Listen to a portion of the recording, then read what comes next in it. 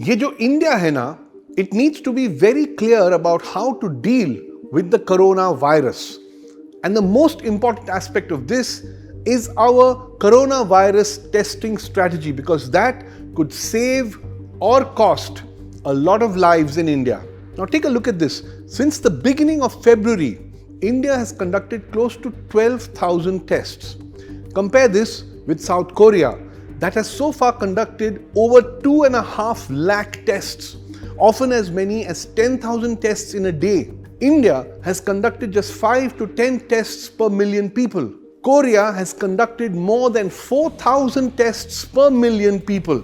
Clearly, Korea and India have two very different approaches to testing. So, what is India's logic for doing this limited amount of testing for coronavirus? The Indian Council for Medical Research, or ICMR, says right now they are doing symptomatic testing. What is that?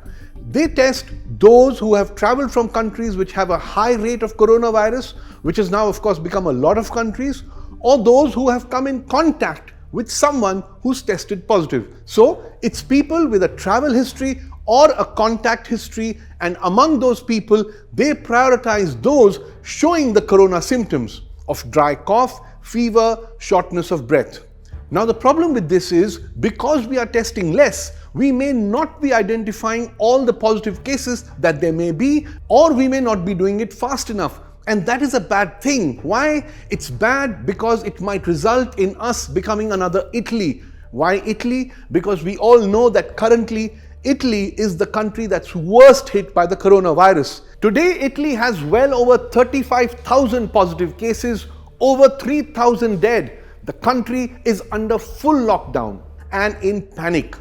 But did you know that very recently, on the 15th of February, Italy had only 3 positive cases and South Korea had 28. Korea today has less than 9,000 positive cases and less than 90 dead, which is way less than Italy. What was the one thing Korea did right that Italy didn't? Korea did a lot of testing. And here's what we in India need to note. Unlike what India is doing right now, South Korea chose to test everyone who had the symptoms and not just those with travel and contact history. And equally importantly, they made sure they had the capacity to test people in such large numbers. They started to raise their testing capacity from January itself. On the other hand, Italy delayed mass testing, delayed quarantining, and is paying a heavy price. So I ask again, should India do what Korea did? Some are arguing that given our huge population, the current number of around 200 positive cases is not large. But here's the point. This number may be small because we do not know how many more people are positive, because we are simply not testing enough. Okay, let's look at Trump's America. I say Trump's America because initially Trump was dismissive about testing, about lockdown, about self-quarantine. As a result, the US government's volume of testing too was very low. And now the USA has 10,000 cases and over 150 people dead. And that number is mounting. At the moment, India has seen less than 10 corona deaths. So right now is the right time for us to decide clearly kisko or kitni testing is correct for India. At the moment, the corona pandemic is at stage 2 in India, where it is spreading in small numbers, what is called local transmission.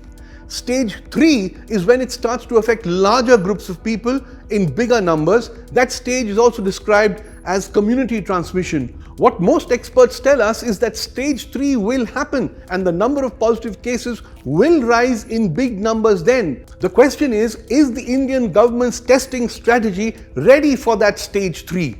The Indian government says it has been conducting random tests among people with no travel or contact history. They say around 1,000 such people have been tested, and so far no one has tested positive for coronavirus.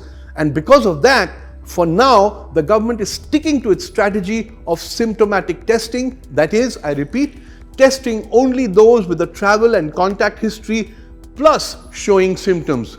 So here's another question. Is the Indian government standing by this less testing strategy because we actually don't have the capacity for mass testing? that we would not be able to mass test our citizens even if it became the need of the hour tomorrow. An article on the website Scroll has done some maths which suggests that if the government labs tested to their full capacity of 6,000 tests per day, India would run out of testing kits in less than 4 weeks. Now we can only hope that that is not the real reason for testing less. Another doubt raised by the same article by Scroll, here is the Ministry of Health's own definition of suspect cases of coronavirus. It says, those with severe respiratory illnesses that cannot be explained by any other cause must be considered as suspect cases for COVID-19 even if they do not have any travel or contact history. But as we know, and as government health officials have said repeatedly to the media, so far they are not testing anyone without a travel and contact history. Are they taking a big risk by not following their own guidelines? We can't say. So finally, yes, so far our numbers are not spiking. Most states have shut down several public spaces. India has quarantined itself from all foreign entry.